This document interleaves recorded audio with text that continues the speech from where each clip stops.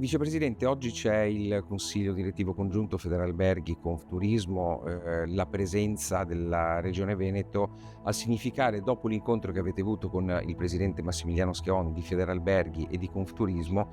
a significare, diciamo, un'attenzione particolare delle istituzioni verso le imprese che di turismo si occupano.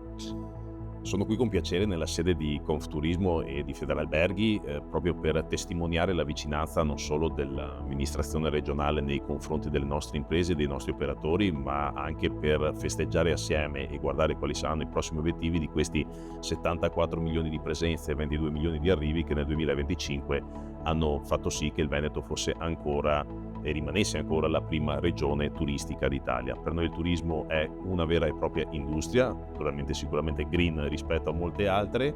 e questa industria va proprio di pari passo con l'innovazione, con la tecnologia, con tutto quello che può essere,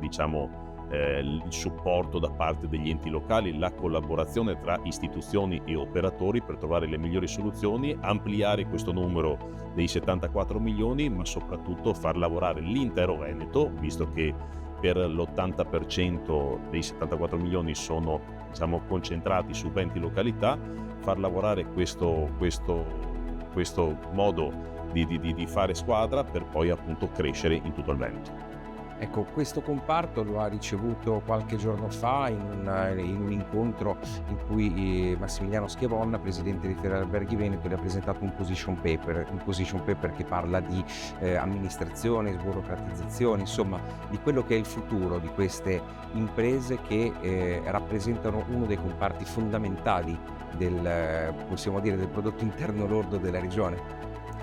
Siamo all'inizio di una nuova legislatura e quindi l'incontro non è solo di conoscenza, ma è anche per porre, le basi sugli obiettivi, non solo appunto di Federalberghi e di Confturismo, ma quelli anche dell'amministrazione regionale, su come si intende camminare per i prossimi 5 anni. Quindi non parliamo di emergenza, di urgenza o di tamponamento o problemi, ma parliamo non solo di soluzioni, ma parliamo anche di possibili programmazioni, anzi di programmazione fondamentale per i prossimi 5 anni di governo regionale. Grazie.